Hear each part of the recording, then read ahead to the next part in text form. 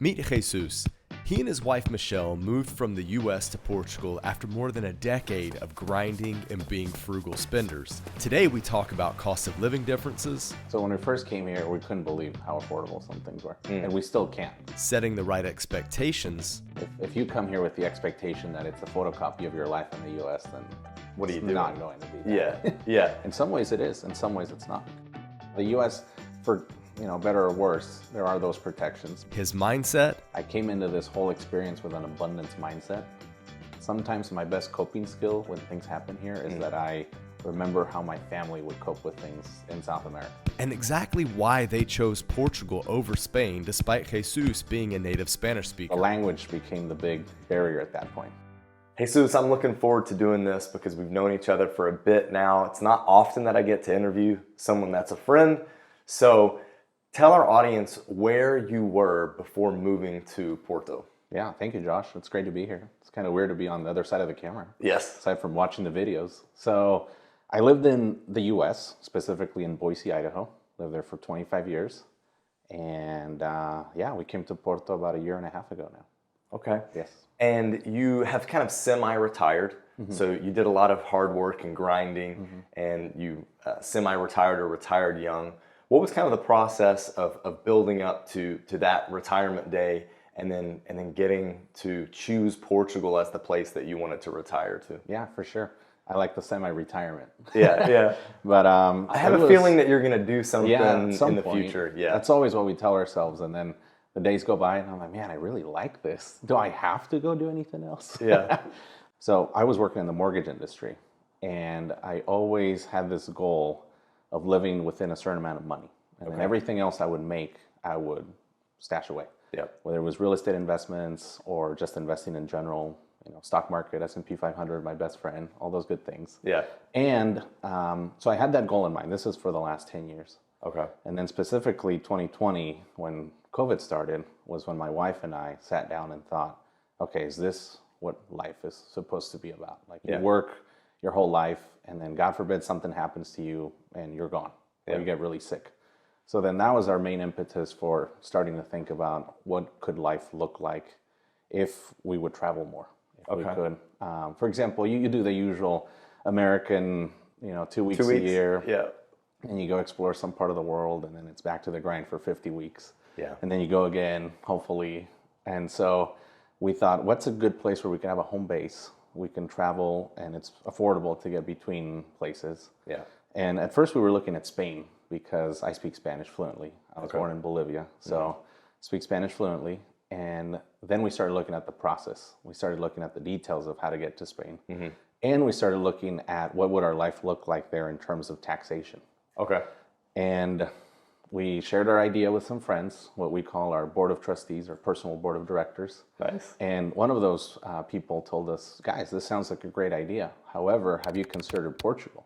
Okay. It hits a lot of the boxes you want. The beauty of it is that you're still connected to all of Europe and a lot of the world, and the taxation's a lot better. Okay. So we thought, yeah, why not? We'll take a look at it. And it turned out to be so much easier, specifically because the Spanish process had a backlog.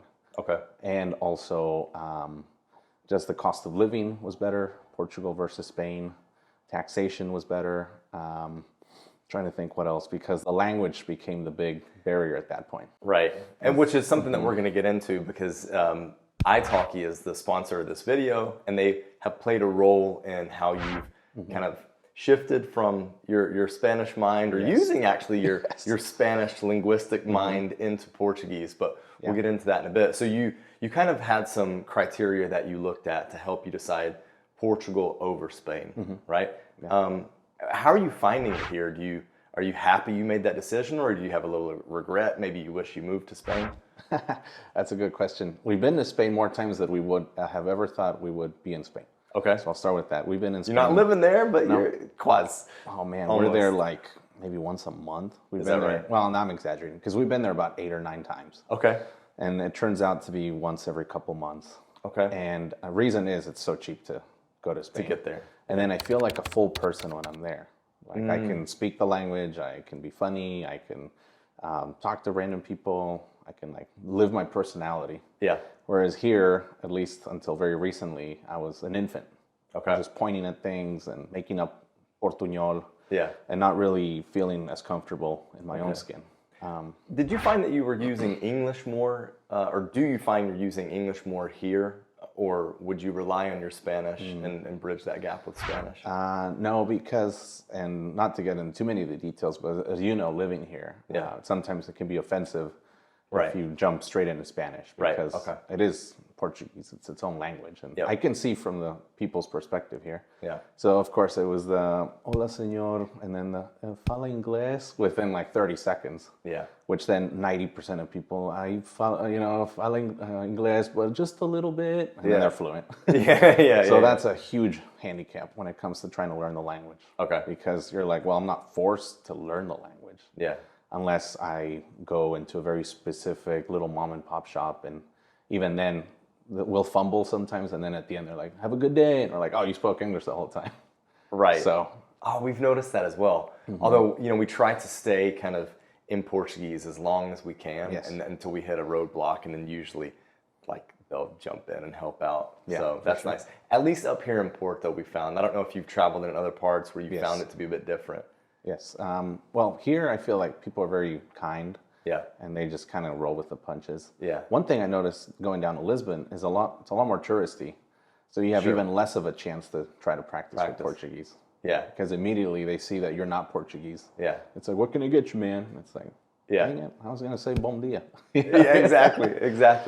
You asked me earlier, though, about Spain and Portugal and if we had any regrets over that. Yes. And I would say no. Okay. Mostly because the pace of life seems to be different. And it's a little bit slower here than in Spain. Okay. I know it's similar culturally. Yep. But Spain's, I feel like it's a bigger economy. There's a lot of that, more of that hustle culture we notice, like especially in Barcelona, Madrid. Yes. Definitely. Whereas here, it's really chill. Like, definitely. People, like 2-hour lunch, and you're just hanging out with your friends. Yeah. I'm like, oh, no wonder they live to be like 85. Yeah. Low blood pressure. Yeah, for sure. Right? Yes. Okay, so that's something that Kalie and I noticed when we lived in Madrid. We kind of felt that pressure for that rush and that speed, that pace of life that you're describing. And we also saw it whenever we went to Barcelona, that same thing existed. Now, getting outside of those two cities, it drops a bit. But whenever we traveled to Portugal, it was like, man, this is our pace. Yeah. Like, it's down a notch. For sure. Even in a town like Porto, which is second biggest city. Yes, exactly. Yeah. And because of that, and being the second biggest city of the whole country, you have this airport where you can connect to so many places on the planet. Yeah. Like the fact you could fly directly to South America from here, or you can go to Africa, or you can connect to a big hub like Dubai. Right. It's just incredible. So Portugal for you and retiring early was very much lifestyle driven. Yes, 100%. You had enough income to where you could live the lifestyle you wanted, but also like being here gave you the lifestyle that you were looking for. For sure. Travel. Like what else was there involved? Yeah, being able to do this at our age. Okay. I think in the U.S. we would have had maybe at least 10 to 15 more years, which is still great. We're still in our early 50s at that point. Yeah. But at the same time, that was exactly what we saw at the start of COVID, was that you keep postponing your life, and then you don't know what's going to happen. Yeah. And one day something totally unpredictable could take place, and then you think, oh, wow, when I was 35, I could have done this, but I was stuck in the grind. Right. And I remember those memories of, especially when promotions would come up or opportunities, especially the last 2 years, once I made up my mind. Yeah. And all these opportunities came up, and I felt like they were almost like what did we call them? The golden handcuffs. Okay. Yep. Where it's like, oh, cool, you're going to make a ton more money, but now I have to go live in this part of the country I don't really want to live in, or I have to go sit in meetings all day, and I can just see my waistline and my blood pressure going up. Yeah. So then, seeing our life here was just the pace of life, like we were talking about, first of all. And second, it reminds me so much of my childhood in Bolivia. Okay. It reminds me of even the protocol that people have when they sit down to eat. It reminds me of the way my grandparents would get dressed up for everything. It's like, I'm going to go buy some bread, put on my suit. I've told you this before. Right, yeah. The older generation certainly does it. The younger generation, it's starting to change. For sure. But yeah, some of the conservative values of the older generation it's nice. It's like what we think of old world Europe. For sure. But it exists in Bolivia as well. Yeah. Okay, so let's touch on really what living in Portugal looks like after we explain how italki has played a role in your adaptation to Portuguese. Because Jesus and I went down to Lisbon to film a video, and we went down there actually with italki being a sponsor of that video, and he was behind the camera, and that's when you first heard about italki, right? Yes. So it wasn't like he was sat back watching a video, but you were actually taking part in the video creation, and you heard James talk about all the benefits that he got from using italki. Yes. And then little did I know, you went home and started using it. Yeah, specifically European Portuguese, because I remember my stepdad, who, very kind, bought us, I think, a Babbel membership. Okay. And we looked into it, and it was Brazilian Portuguese. It's different. And I had read so much about you have to speak the European Portuguese. Yeah. If you're going to learn it and you're going to live in Portugal, you might as well learn the European accent. I feel that way. And so when we got here, it felt like we were in a whole different planet. I grew up listening to Brazilian Portuguese in Bolivia, so I can understand more of it.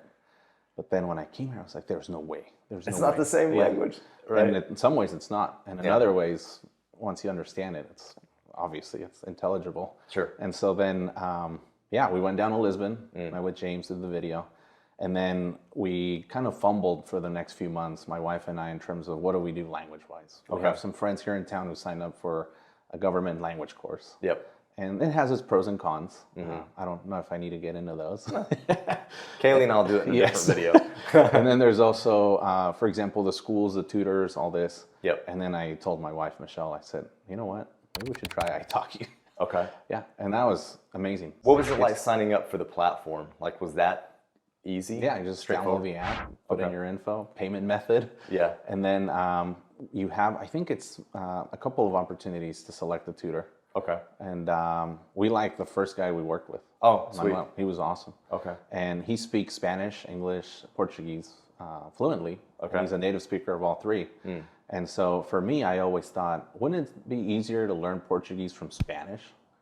Right. And so from your first language. Exactly. Yeah. And also it was such a close. It's close. Yeah. For sure. There's similarities. And I thought, you're right. The first few lessons, it was Michelle and I and our tutor. Yeah. And it was in English.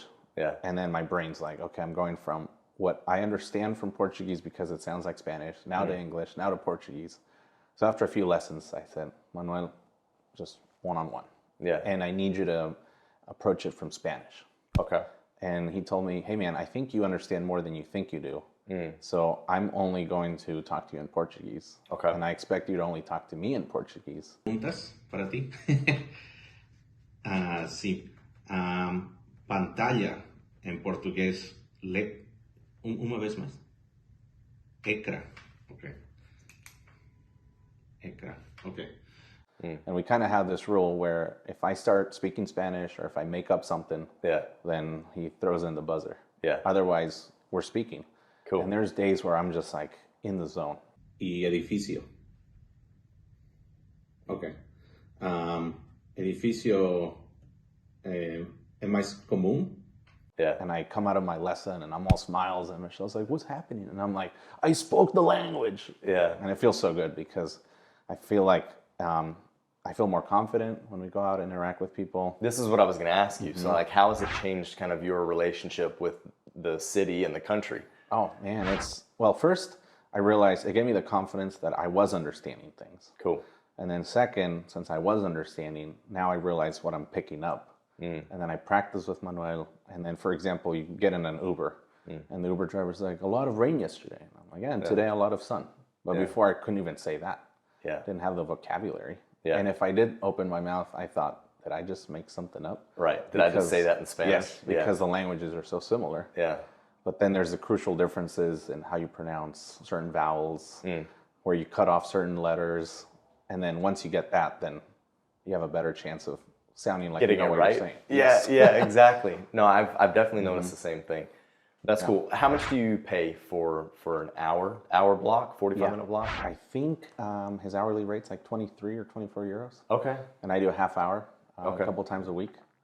And that's long enough to like have your head buzz a little bit from 30 minutes of straight speaking Portuguese? And I don't know, I think I was sharing this with you where the day of my lesson, I start warming up by watching media in Portuguese or reading something. Smart. Because otherwise, there's been times where Manuel and I are just cracking up. The first thing he'll say to me is like, how's it going? And I'm like, oh yeah, Portuguese. Right, because you go in cold. Yes. Yeah, okay. And it's so easy once you're here, especially if you form your expat bubble, or your friend group, the people you're having lunch with, everyone speaks English.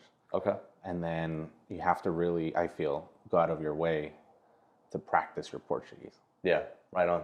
Okay, well, you said that everyone here speaks English, so shifting away from kind of talking about the linguistic stuff, living here and having so many friends that are foreigners, do you find that to be kind of a crutch? Do you feel like you're stuck in a bubble? Have you met Portuguese and made friends with them?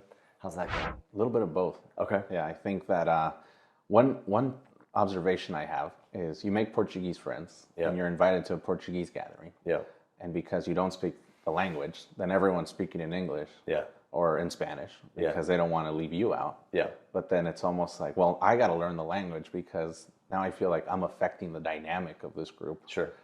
And so like a few weeks ago, we went out for a friend's birthday party and more than half of the group is Portuguese and they're speaking in English because of the rest of us who didn't speak the language. So at that point, I almost want to say, hey, speak in Portuguese, and then I'll like throw in, but obviously it's not the same interaction. Right. So I think the more I speak the language, the easier it'll be to integrate in that sense. Okay. And how have you met these people? A lot of it has been, for example, our trip to Lisbon is a good example. Our friend Sonia is someone who I met through, even before that, one of the interviews we did. Okay. And just keeping in touch with her. Okay. Or like the guy who sits next to us at the stadium. Yeah. He's like, we only see him and interact with him at the stadium, but it's almost, I laugh because at first it was this relationship of pointing and like, oh, bom jogo. And then he's like saying something more intricate and I'm like, bom trabalho. But now it's like actually being able to say to him, posso falar en español? And then I talk to him in Spanish, but with his permission. And then he talks to me in Portuguese, and then we nerd out about Porto and how the match is going. Good. Yeah, so Kalie and I have noticed the same thing because, like, in our block, you start to like know people or recognize them, and starting to say more. Your and more. neighbors too. Yeah, we have a neighbor. She's from Angola actually, and her Portuguese accent's different. So when we first met her, I could understand her more than the Porto accent. But now it's the same thing to me because my ear is fine tuned. It's picking it up. Yeah. But before, she was the only person I could understand here. Okay. I'm like, Senora, you're my only friend. All right, so let's talk a bit about like going out. You and your wife, do you cook at home a lot? Do you go out and eat? What's that like? I'd say both. Mix? We'll cook like on a given day, one meal at home, and one meal we'll eat out. Okay. And you do breakfast or you skip breakfast? We do breakfast. Okay. Oh my gosh, breakfast is my favorite meal. Okay, same. Otherwise, I can't function. Same. Let's go. Breakfast for the win. Sure. Okay, so when we say like going out or eating at home, we're talking about lunch and dinner. Yeah, for sure. Breakfast is easy. Yeah, and delicious. So then, for example, like today, we'll have dinner at home. Okay. We had lunch out. Okay. Where'd you go? At the food court by the gym where we go at the mall right there, the Alameda. I was trying to remember the name. Yeah. Do you find that you go to the food courts much? And can you describe what the food court is like? Yeah. I would go to the food court for every meal, but my wife would not. Because the cost, or I love the cost, and also just the environment there. We just go in, grab some food, hang out. Yeah. And as we know, the people here are super chill. I love the food court at Bom Sucesso, speaking of food courts. Yeah, Bom Sucesso has some serious variety and good quality. Yeah. So that, for example, speaking of differences between Portugal and the U.S., the mall culture here is alive and well. Yeah. And in the U.S., it's dying. Right. In the U.S., it's Amazon drone delivering everything. And here, it's like you can't, I don't have to get too much in it, but you can't rely as much on the mail system. Sure. So then it's, I need to go grab something. I'm going to go to the mall to go get it. So then the food court naturally has more options because there's an actual clientele there. Yeah. Well, you can talk a bit about the mail system. Have you had struggles with receiving mail here? Fortunately, we have not. Okay. And when it could have gone awry. Yeah. We've prevented it by finding lockers, for example, where packages can be dropped off. Okay. But I think we've learned from other people's stories of what to watch out for. Yeah. And fortunately, our mailbox in our building's outside so they can put the mail in. Yeah. Because we also have met folks who, I don't know if that's the case here with you guys. It is. You have to go inside. Yeah. It's like, how's the person from the mail coming inside? Right, or the doorman, the porter will maybe receive the package, but then he'll put it in the wrong box. Yep. So it's not like the mail person, but now he's made the mistake. For sure. Yeah, okay. So cost of living wise, do you feel like the cost of living here has met your expectation, or you've been here for a year and a half? Year and a half, yeah. So have you seen the rise? Have you felt it? All of the above, actually. Yeah. So when we first came here, we couldn't believe how affordable some things were. And we still can't. Okay. For example, the fact you can take an Uber for like a couple euros or 3 euros. Or our meal today, I think we paid 17 or 18 euros for the two of us. Or you go to one of these like São Jorge over here, and you get prato do dia for like $7.50. Right. So that's incredible. You can't get that in other places. Even in Spain, it's more expensive. Agreed. But then other things, for example, if you're looking at ordering takeout food, or not even delivery, those prices are ridiculous. We were doing much more delivery when we got here, and then now it's obscene. Yeah. It's like, what do you mean? Like, it's like $50 for 2 people for one meal. It's like, no, that's. But I feel like it's almost like you can really see where the apps and the restaurants know that it's harder for you to say no if you're ordering delivery. Sure. And for you to haggle with them. Sure. Whereas I go to the restaurant, it's astronomical. I'm going to walk somewhere else. Right. So that's one thing. The other thing is our utilities. In some instances, like for example, our water bill, it's like 10 euros a month. But then our electric bill, depending on time of the year, ranges from like 50 euros to like 200 euros. Does it? Okay. How big's your place? 2 bed, 2 bath. Not sure the square footage. Okay. It's not very big though. But it's, I think, the inefficiency of the windows, the insulation. You run the heater as well? Yeah, we have a tiny cat who needs the apartment to be warm. Okay. And so for her, it's like, okay, gotta make sure she doesn't freeze. Yeah. It's like, here's 200 euros every month. Yeah. Until the summer months start. Yeah. And then I'm a creature of comfort in some ways, so I bought an AC unit last Okay. summer. Yeah. First thing I did, first day that it was over 80, I'm down at Wharton buying an AC unit. Yeah. So I think our first year we were here, we kind of noticed that as well. Like the first summer when because Porto doesn't get that hot, right? Compared to the rest of the country. Man. Yeah. It doesn't get that hot. But we did notice like the first real heat wave that hit, there were so many people that were carrying fans down the street from whether it be Wharton or wherever they were buying, and maybe Fnac, I can't remember. But yeah, it was kind of hysterical. Like it goes over 80 and people are, or what would that be, like 28, 27? Yeah, something like that. Celsius. People would be carrying their fans back to their place. 100%. We did the same thing when we moved into this apartment. Yeah. Yeah, but it's things you take for granted in the U.S. and then Totally. here you kind of, you learn to cope with it. Yep. My philosophy's always been to just roll with the punches. Yeah. Because if you come here with the expectation that it's a photocopy of your life in the U.S., then what are you it's doing? not going to be that. Yeah. Yeah. In some ways it is. In some ways it's not. What are some things that you have found that have been difficult to cope without? And like what have you done? It's a good question. Well, we've been pretty fortunate because of the network we've built, I would say, because whenever there's been a doubt, for example, medical stuff, Okay. then we've been able to turn to our expat community. Cool. And say, hey, what have people done in the past with XYZ? And for example, we work with a health concierge. Okay. As you know, we also interviewed him last year in Lisbon. Yeah. And so you can name drop. It's okay. Yes. So Serenity's been incredible. Yeah. Especially because there's been instances where we just didn't know where to start. Yep. And we would hear from other people, for example, I went to the public hospital and they told me I had to wait 8 months. It's like, okay. Well, Right. I went to CUF Trindade and I was seen in 15 minutes. Right. And I paid 18 euros. Right. And then those are the things that you can't compare because 18 euros versus my $5,000 deductible in the US. So it's a huge difference. Okay, so what do you do for insurance? Since when you're here, you can go through the public system and that's taken care of through tax dollars. But if you go private, you can be seen faster. There's more availability. But how much do you pay for it? I think I pay 1,000 euros a year. Okay. for my private, and I have a pre-existing condition, so Okay. mine's expensive. Okay. And then A Michelle, thousand's expensive. oh my yeah. gosh, when we were going through, that's another thing Serenity helped us with, was choosing the right plan. Okay. And Michelle has her own plan, Okay. and hers is like $700 a year. And then me, with my wonderful sleep apnea, I had to get the pre-existing conditions insurance. And I thought, oh man, this is going to be crazy. I have to go back to work in the U.S. immediately. Right. It was $1,000. I was like, oh, this is great. So yeah, you're only paying $300 more than her. And okay, who's that through? MGen. MGen. Okay, good. And Serenity helped connect you with MGen so you Yes. could get MGen insurance. Yeah, for sure. Okay. So the other thing, and the reason I'm having a hard time answering your question, is because I came into this whole experience with an abundance mindset. Yep. So it's been really hard for me to dwell on the negative things that have happened. Okay. So for example, I'm sure there's been a lot more issues.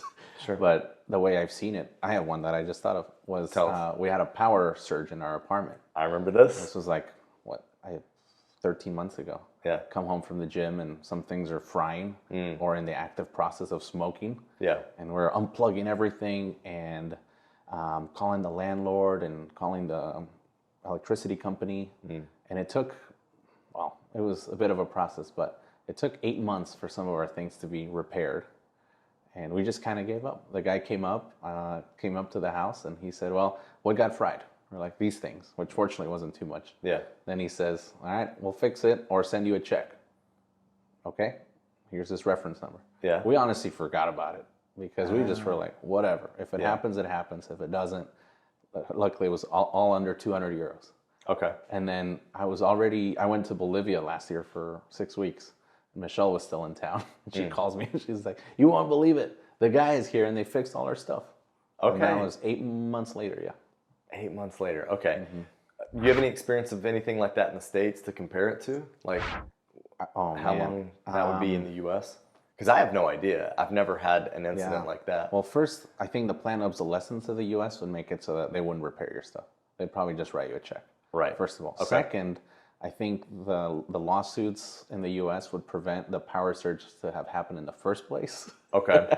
Fair. So some of the things that happen here, it's because... Like building code. Yes. The infrastructure is not quite there. Okay. I hate to say it this way, but sometimes my best coping skill when things happen here is that I remember how my family would cope with things in South America.